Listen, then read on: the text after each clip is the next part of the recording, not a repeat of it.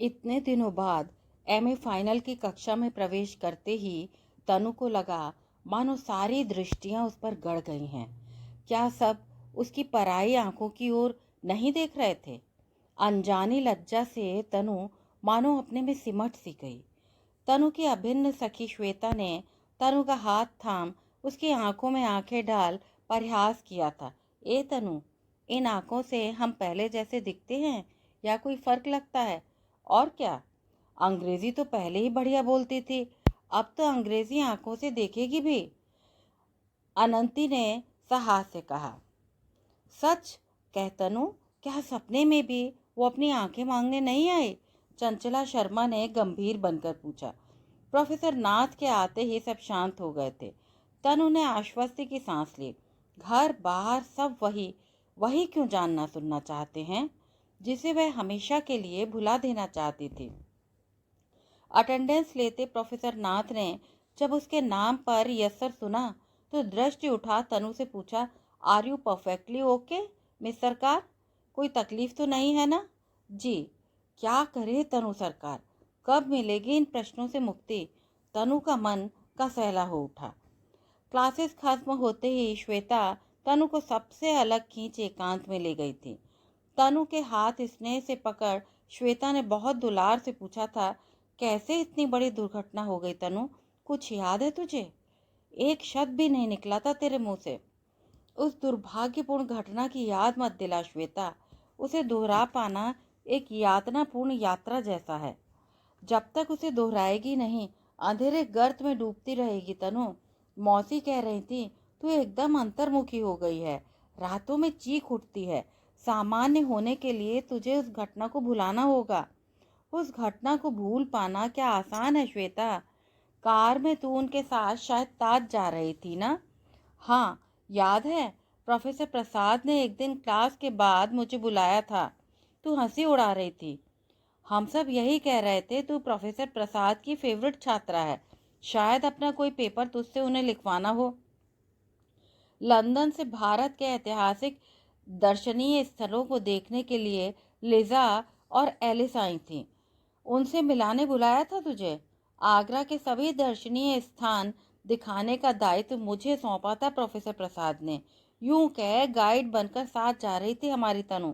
श्वेता ने तनु की गंभीरता अपने परिहास से तोड़नी चाही थी। सच, उन आनंदी युवतियों का गाइड बनना किसी का भी सौभाग्य होता श्वेता। हंसती खिलखिलाती, जीवन से भरपूर। दोनों ने क्या स्वप्न में भी सोचा होगा कि कुछ ही पलों बाद प्रलय आने वाली थी। हमारी कार जैसे ही बाईं ओर मुड़ी, सामने से आता भीमकाय ट्रक बस दिखा भर था। उसके बाद तो सब कुछ शून्य अंधेरा भरा था। तनु का शरीर सिहर उठा था। क्या हुआ तनु? शायद वे युवतियां बच नहीं सकी थी ना? श्वेता का मुख भी पीला पड़ गया था। होश आने पर भी तो कुछ देख नहीं सकी थी श्वेता। आंखों पर पट्टी जो बंधी थी, उसी पीड़ा में माँ को पुकारा था। भगवान का लाख लाख धन्यवाद, तू बच गई तनु बेटी। माँ का स्नेहिल स्वर कान में पड़ते ही तनु मानो जी गई थी। उनका क्या हुआ माँ, दोनों ठीक तो है ना? तनु का स्वर व्यग्र था। बेटी, भगवान की इच्छा के आगे किसका वश चला है? विधाता ने लिजा की मृत्यु उसी तरह लिखी थी। भारत दर्शन को आते समय क्या उसने सोचा था यहाँ से वापस ही न जा सकेगी? माँ ने निश्वास छोड़ी थी। और एलिस, वो कहाँ है माँ? मेरी आंखों पर ये पट्टी क्यों बंधी है? तनु का व्याकुल स्वर गूंज रहा था। एलिस के दोनों पाँव में कॉम्प्लेक्स फ्रैक्चर भरे हुए हैं, 2-3 माह में एकदम ठीक हो जाएगी। ये ले, डॉक्टर साहब तुझे देखने आ रहे हैं। माँ चुप हो गई थी। ये क्या मिसेस सरकार, लगता है बिटिया को आराम नहीं करने दिया। अगर आप अपने पर नियंत्रण न रख सकी तो? डॉक्टर का स्वर गंभीर था। नहीं डॉक्टर, मैं बिल्कुल बात नहीं करूंगी, पर माँ को यहाँ रहने दीजिए प्लीज डॉक्टर। तनु ने अनुनय की थी। ठीक है, तुम्हारी बात तो माननी ही पड़ेगी तनु। भगवान ने भी तुम पर खास कृपा की है, वरना उस एक्सीडेंट से बच पाना चमत्कार ही तो था। डॉक्टर के स्वर में परिहास झलक आया था। सच कहिए डॉक्टर अंकल, क्या मैं अंधी हो गई हूँ? उत्तर के लिए तनु का रोम रोम नयन बन गया था। तुम्हारी आंखों का ऑपरेशन हो चुका है। जाते जाते तुम्हारे मित्र तुम्हारे नयनों के लिए अपनी ज्योति दे गई है। डॉक्टर गंभीर थे। ओह नो, क्या यह भी पॉसिबल है डॉक्टर? मेरा ऑपरेशन सक्सेसफुल न हो, क्या करूंगी मैं? अंधी जिंदगी की अपेक्षा मुझे मृत्यु स्वीकार है डॉक्टर। तनु फूट पड़ी थी। रिलैक्स मिस सरकार, लिजा की दुर्घटना स्थल पर ही मृत्यु हो गई थी। जीवित बची उसकी बहन एलिस ने बहुत उदारता पूर्वक तुम्हें लिजा की आंखें देने की अनुमति दी थी। कांच के नुकीले टुकड़ों ने बेरहमी से तुम्हारी आंखों की ज्योति हमेशा के लिए खत्म कर देनी चाहिए थी तनु। एलिस के प्रति अपना आभार व्यक्त करने जरूर जाना तनु। डॉक्टर ने अपना स्नेहपूर्ण हाथ तनु के माथे पर धर विश्वास दिलाया था। जरूर जाऊंगी डॉक्टर अंकल, कोशिश करूंगी एलिस के लिए मैं लिजा बन सकूं। तनु का कंठ भर आया था। आंखों की पट्टी खुलवाती तनु का हृदय आशंका से धड़क रहा था। अगर ऑपरेशन असफल रहा तो किस तरह काटेगी अंधेरी जिंदगी? परीक्षा परिणाम के लिए तनु कभी व्यग्र नहीं हुई, पर उस पल के परिणाम के लिए तनु अधीर थी।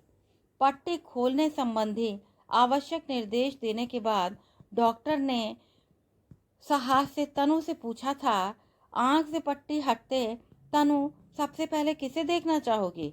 कोई विशेष मित्र हो तो उसे बुलवा लिया जाए।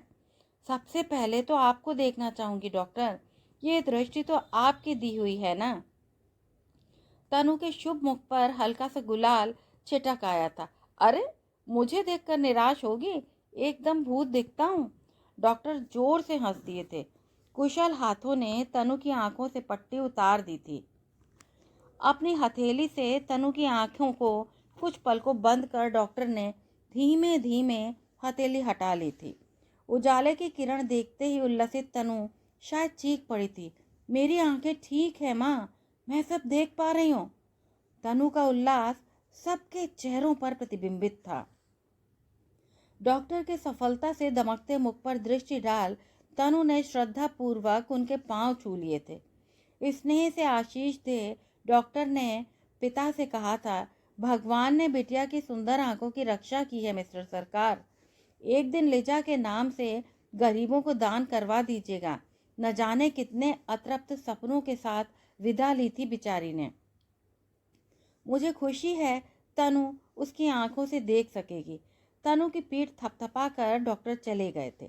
सच तनु, अगर तुझे लिजा की आंखें नहीं मिलती तो इस संसार के रंग तू नहीं देख पाती। पिता का कृतज्ञ स्वर उस अपरिचित लिजा के प्रति स्नेह विगलित था।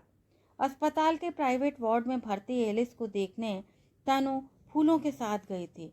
द्वार खोलती तनु को देख एलिस के अधरों पर हल्की सी मुस्कान तिराई थी। तनु की दृष्टि फूल थामती एलिस की दृष्टि से टकरा गई थी। अपराधी भाव से तनु संकुचित हो उठी। मुझे बहुत खुशी है, मेरी बहन के नयन तुम्हारे साथ जीवित रहेंगे। वापस जाकर मम्मी को बता सकूंगी तुम्हारे पास किसी रूप में लिजा जीवित है। तुम्हारी आंखों से वो भारत देख सकेगी। सच्चे हृदय से तनु को बधाई देती एलिस का गला भर आया था। क्या मैं तुम्हारी लिजा नहीं बन सकती एलिस? तनु ने बहुत प्यार से एलिस का हाथ अपने हाथों में लिया था। प्रत्युत्तर में एलिस ने तनु के हाथ पर अपना स्नेह चुंबन अंकित कर स्वीकृति जता दी। उस दुर्घटना ने तनु को अंतर्मुखी बना दिया था। उसके मौन से माता पिता चिंतित हो उठते थे। कभी कभी माँ से तनु बचकाने प्रश्न पूछ बैठती थी, सच कहना माँ, मेरे पास अपनी आंखें देख लिजा को दुख होता होगा ना? छी पगली, जो इस संसार से जाता है वह अपना माया मोह त्याग कर जाता है। जा कुछ दिन अपनी बुआ के पास रहा, तेरा सारा वहम भ्रम दूर हो जाएगा। तनु की डॉक्टर बुआ उसे अपने पास छुट्टियां बिताने को कब से बुला रही थी। अस्पताल में एलिस के पास बैठी तनु ने न जाने अपने को क्यों बहुत सुरक्षित महसूस किया था। एलिस की स्नेहपूर्ण बातों में समय मानो पंख लगाकर उड़ जाया करता था। एलिस के पास प्रति संध्या जाना तनु का अनिवार्य काम था। बुआ के पास जाने का मोह भी उसे आकृष्ट नहीं कर सका था। एक संध्या सफेद रजनीगंधा के फूलों के साथ तनु जब हॉस्पिटल पहुंची, एलिस के पलंग के पास बैठे आकर्षक विदेशी युवक को देखकर वो ठिठक गई थी। बहुत दुलार भरे स्वर में तनु को पुकार एलिस ने उस युवक से उसका परिचय कराया था। हेनरी, तुम्हारी लिजा को मैं सुरक्षित न रख सकी, पर तनु में उसकी जीवंत आंखें मैंने सुरक्षित रख ली हैं। पहचानते हो ना? तनु की आंखों पर अपनी गहरी दृष्टि निबद्ध कर हेनरी मानो दृष्टि उठाना ही भूल गया था। तनु के आरक्त मुख को एलिस ने उबार लिया था। तनु, हेनरी और लिजा शीघ्र ही परिणय सूत्र में बंधने वाले थे। लिजा के हृदय में भारत के प्रति आकर्षण हेनरी ने ही जगाया था। हेनरी के पितामह कई वर्ष भारत रहे थे। हेनरी, यह तनुश्री सरकार एमए इतिहास की मेधावी छात्रा हैं। उस दिन हम सब साथ ही थे। जैसे सपने से जाग हेनरी ने तनु से हाथ मिलाने को अभ्यासवश हाथ बढ़ाया था। आपसे मिलकर खुशी हुई, पर दुख है। तनु के अभिवादन में जुड़े हाथों को एलिस ने स्नेहपूर्वक अपने हाथों में ले लिया था। सिली गर्ल, जानते हो हेनरी, लिजा के प्रति ये लड़की अपने को न जाने क्यों अपराधी मानती है। शायद यहाँ के लोग ज़्यादा भावुक होते हैं। हम हर घटना को व्यवहारिक रूप में लेते हैं ना। सच तो यह है मिस सरकार, हम आपके प्रति कृतज्ञ हैं। लिजा कहीं किसी रूप में है, ये बात हमें शांति देती है। आप व्यर्थ का अपराध बोध न रखें। शांत सहज स्वर में हेनरी ने मानो दिलासा देना चाहा। पूरे समय तनु को लगता रहा उस युवक की आंखें उसके मुख पर गड़ी रही थी। घर वापस आने की आज्ञा मांगते ही तनु के साथ हेनरी भी उठ खड़ा हुआ था। चलिए, आपको नीचे तक छोड़ाऊं? नहीं नहीं, मैं रोज ही आती हूँ, चली जाऊंगी। आप एलिस के साथ रहें। प्रत्युत्तर में मुस्कान के साथ हेनरी तनु के साथ चल दिया था। नीचे पहुंच तनु से हेनरी ने अचानक पूछा था, कल मेरे साथ ताज चल सकेंगी मिस सरकार? हम दोनों साथ ही ताज देखना चाहते थे, पर लिजा के साथ आ नहीं सका था। तनु चौंक उठी थी। हेनरी के शब्दों में प्रार्थना थी या अधिकार, समझ पाना कठिन था। ताज के प्रति हेनरी का आकर्षण एक इंजीनियर का उस भव्य स्मारक के प्रति था या लिजा के प्रेमी के रूप में। वह लिजा की आंखों के साथ उसे देखना चाहता था। तनु का हृदय तेजी से धड़क उठा था। मैं कल सुबह पहुंच जाऊंगा, तैयार रहिएगा। हेनरी के इस कथन में निश्चय ही अधिकार भाव प्रबल था। अगले दिन टैक्सी पर हेनरी स्वयं तनु के घर आया था। उसके सुंदर व्यक्तित्व, शिष्ट व्यवहार से सब प्रभावित हुए थे। माँ का मन उदास हो गया था। लोग कहते हैं पश्चिम में आत्मिक प्यार नहीं, तलाक प्रचलित है, पर देखो ना, बेचारा हजारों मील दूर से अपनी प्रेयसी की बहन को देखने आया है। ताज के रास्ते में टैक्सी जब दुर्घटना के मोड़ पर पहुंची तो तनु सिहर उठी थी। अस्फुट शब्दों में जब उसने हेनरी को उस विषय में बताना चाहा तो एक क्षण बाहर देख तनु के कांपते हाथों पर अपना सबल हाथ धर सांत्वना देनी चाहिए थी। हेनरी का गंभीर मौन तनु को व्याकुल कर गया। निश्चय ही उस दुर्घटना के लिए हेनरी उससे रुष्ट था। आकुल कंठ से तनु पूछ बैठी थी, बहुत नाराज है ना आप मुझसे? विस्मयान्वित हेनरी तनु को निहारता रह गया था। आपसे नाराज अकारण ही क्यों होऊंगा? क्या जानकर कोई अपनी आंखें खो सकता है?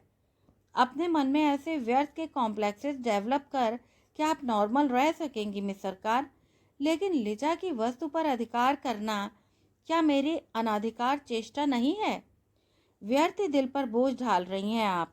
लिजा का मैं प्रिय था। क्या आपसे मित्रता की आशा नहीं रख सकता तनु? हेनरी के शब्दों में न जाने क्या था कि तनु संयम तोड़कर रो पड़ी थी। इतने दिनों का संचित गांभीर्य आंसुओं में बह निकला था। तनु की हथेलियां अपने हाथों में ले हेनरी शांत बैठा रह गया। ताजमहल के सामने बिछी हरी घास पर बैठी तनु उस अपरिचित विदेशी युवक को आद्योपांत दुर्घटना की कहानी सुना चुकने के बाद मानो हल्की हो उठी। तनु का हाथ पकड़ हेनरी ताज की ओर चल दिया था। शाहजहां मुमताज की प्रणय गाथा सुनाती तनु तनिक संकुचित हो उठी थी। शाहजहां की व्यथा से हेनरी की व्यथा का कहीं तो साम्य था ही। चलते समय ताज का एक बड़ा सा मॉडल हेनरी ने पैक करा लिया था। तनु के ड्राइंग रूम में उसकी बनाई पेंटिंग्स देख हेनरी मुग्ध हो उठा था। संध्या कब रात में उतर आई, घर के किसी भी प्राणी का ध्यान नहीं गया। अपने खुले स्वभाव के कारण कुछ ही देर में हेनरी सबका प्रिय पात्र बन चुका था। सबके साथ डिनर लेता हेनरी भारतीय भोजन की जी खोलकर प्रशंसा कर रहा था। अब मेरी समझ में आ गया, ग्रैंड पा इंडिया छोड़कर क्यों नहीं जाना चाहते थे। भला ऐसा मज़ेदार खाना उन्हें इंग्लैंड में मिल पाता। कितने वर्ष रहे थे तुम्हारे ग्रैंड पा यहाँ? पापा की उत्सुकता स्वाभाविक ही थी। पूरे 25 वर्ष ग्रैंड पा ने यहाँ सर्विस की थी और जाते समय यहाँ के मसाले साथ बांध ले गए थे। बचपन में वे हमें यहाँ की बहुत इंटरेस्टिंग स्टोरीज सुनाते थे। लिजा और एलिस को भारत के प्रति आकर्षण इन्हीं कहानियों से शुरू हुआ था। अचानक हेनरी चुप हो गया था। मम्मी ने ही बात संभाली थी, जब यहाँ आए हो तो फतेहपुर सीकरी जरूर देख लो हेनरी। एक दिन की राजधानी के उजड़े वैभव में भी अपना ही आकर्षण है। तो चलिए कल चलते हैं। और हाँ, हमारे साथ फ्री गाइड तो है ही मिस तनु सरकार, मध्ययुगीन इतिहास विशेषज्ञ। हेनरी की नाटकीय मुद्रा पर परिवार के सदस्य जोर से हंस पड़े थे। तनु की सर्दी की छुट्टियां चल रही थीं, अतः उस आमंत्रण को टाल पाना सहज नहीं था। मम्मी पापा ने व्यस्तता जता आसानी से पूरा दायित्व तनु पर छोड़ दिया था। प्रातः ठीक 7:30 बजे टैक्सी के साथ हेनरी द्वार पर खड़ा था। लंच पैकेट्स टोकरी में डाल तनु भी बाहर आ गई थी। वाह, क्या क्या ले आई हैं इस पिटारी में। मम्मी ने मटर की कचौड़ियाँ, I mean something like fried hamburger बनाया है। Your mummy is great. मुझे आपसे जलन होती है। किसी की कुकिंग की इतनी तारीफ की जाए तो कम से कम इतना तो करना ही होता है ना। तनु हंस पड़ी थी। तारीफ से और क्या पाया जा सकता है मिस सरकार। हेनरी के नयनों में न जाने क्या था कि तनु जल्दी में आ गई थी। अब अगर यही बातें करते रहे तो शाम को सीकरी पहुंचेंगे श्रीमान हेनरी। मुस्कुराते हेनरी ने कार का दरवाजा खोल तनु को आमंत्रित किया था।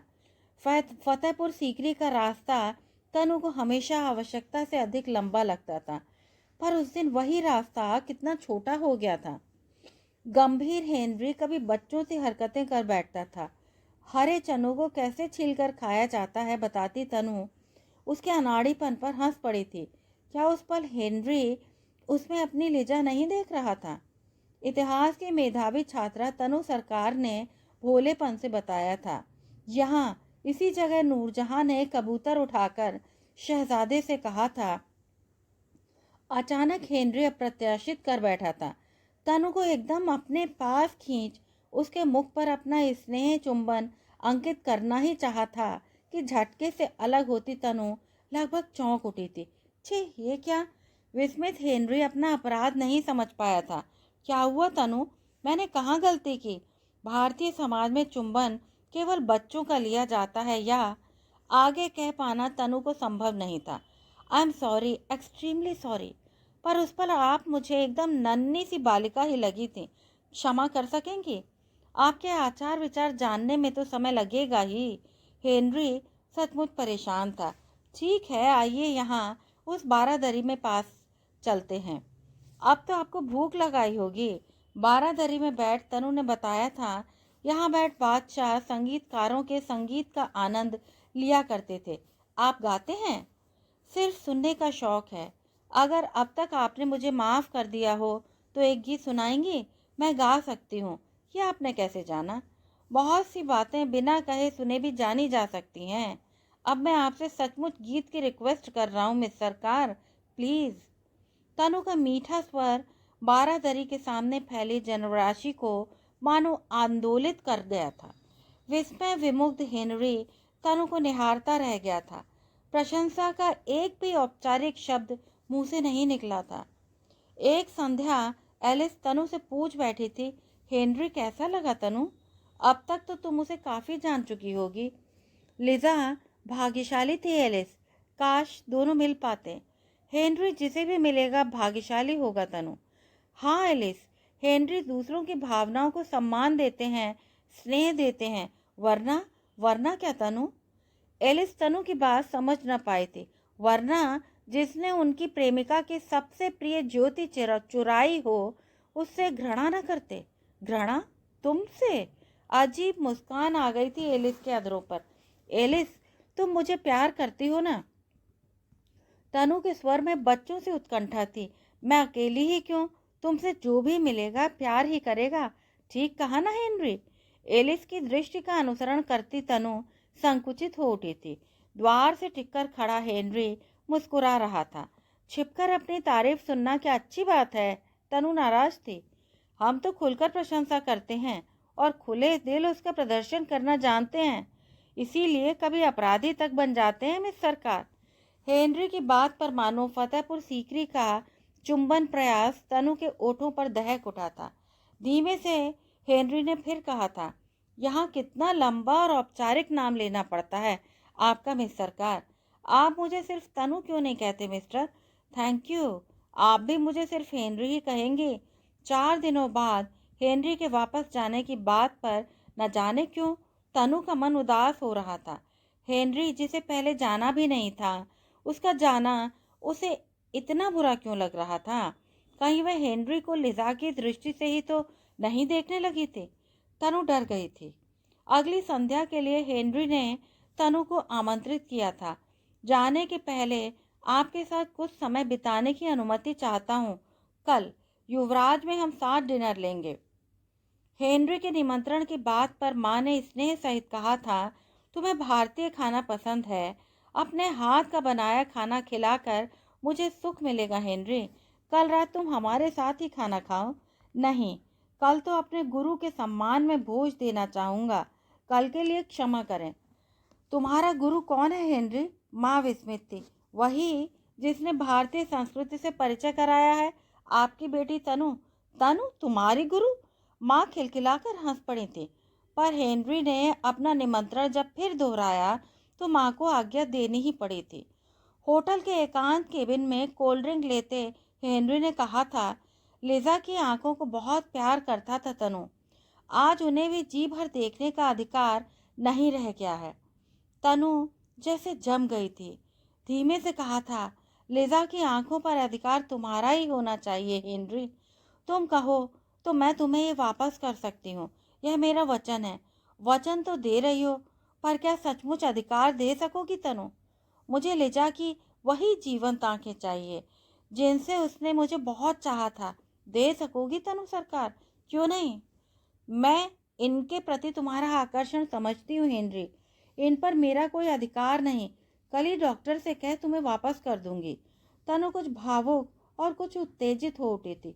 पर मुझे तो जीवंत आंखें चाहिए तनु। तुम्हारी लिजा का कोई अंश मुझ में जीवित है, इसे तुम सह नहीं पा रहे हो ना हेनरी? क्या करूं मैं? तनु परेशान हो उठी थी। तुम सदैव के लिए मेरे पास आ जाओ तनु। 2 उत्सुक नयन तनु के निष्पक्ष मुख पर गड़ गए थे। इसीलिए ना कि तुम हमेशा मुझ में लिजा खोजते रहो।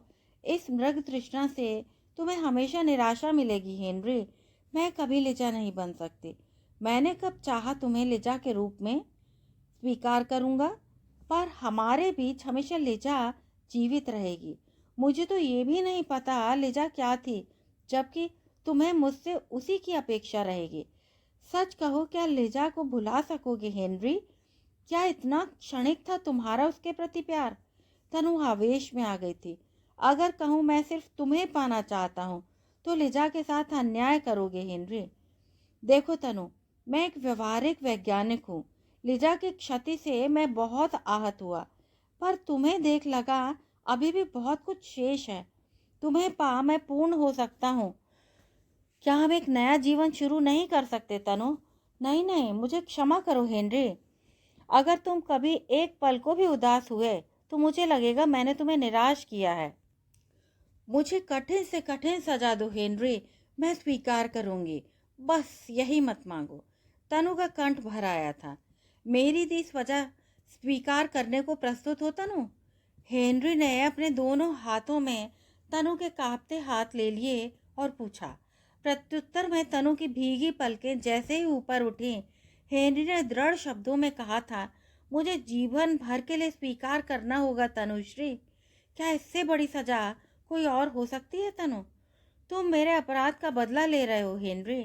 यहाँ आने से पहले शायद कहीं कोई आक्रोश रहा हो कि दुर्घटना में लिजा क्यों, तुम क्यों नहीं, या उसकी मृत्यु से कोई अन्य लाभान्वित हुआ है। पर यहाँ आकर जब तुमसे मिला तो आक्रोश न जाने कहाँ बह गया। तुम्हारे अपने प्रति अपराध भाव, सहमी भोली निष्पाप छवि ने पहले मेरी सहानुभूति जीती और फिर मेरा प्यार। तुम्हारे गुणों ने, निश्चलता ने मुझे इस सीमा तक आकृष्ट किया कि मैंने स्वयं अपने को हजार हजार बार कर्ज किया है। तुम लिजा नहीं हो, यह सत्य शीशे सा स्पष्ट है। फिर तुम बार बार वही बात क्यों दोहराती हो तनु। किसी को इतनी जल्दी भुला देना क्या न्यायोचित है हेनरी। तनु के स्वर में शायद कोई निराशा थी। एक अच्छे मित्र की तरह लिजा हमेशा मेरी स्मृति में रहेगी तनु, पर उसके कारण तुम कभी उपेक्षित या अपमानित हो यह असंभव है। और कहीं मेरी दिव्य एंड स्वीकार है या वचन हार रही हो तनु। विस्मयान्वित तनुश्री सरकार एमए की छात्रा हत बुद्धि हेनरी का मुख ताकती रह गई थी। पर माँ पिताजी, उनकी स्वीकृति पहले ही पा चुका हूँ तनु। हाँ, उन्हें यह नहीं बताया था कि तुम मुझे अपराध दंड रूप में स्वीकार करोगी। विवाह के बाद कश्मीर चलेंगे, ठीक है ना। एक बात और, तुम्हारे दंड की अवधि आजीवन मेरा साथ होगी। बोलो, है मंजूर। शरारती मुस्कान से हेनरी ने पूछा। सजा पाने की स्वयं स्वीकृति दी थी हेनरी, अब आजीवन तुम्हारी बंदनी हूँ। लज्जा से आरक्त मुख तनु ने झुका लिया था। बंदनी नहीं, मेरी प्रेरणा, मेरी मीत, मेरी सब कुछ तुम हो तनु। तनु के झुके मुख को बहुत प्यार से ऊपर उठा हेनरी ने अपना स्नेह चिन्ह अंकित कर दिया था। कहानी सुनने के लिए आप सभी का बहुत बहुत आभार।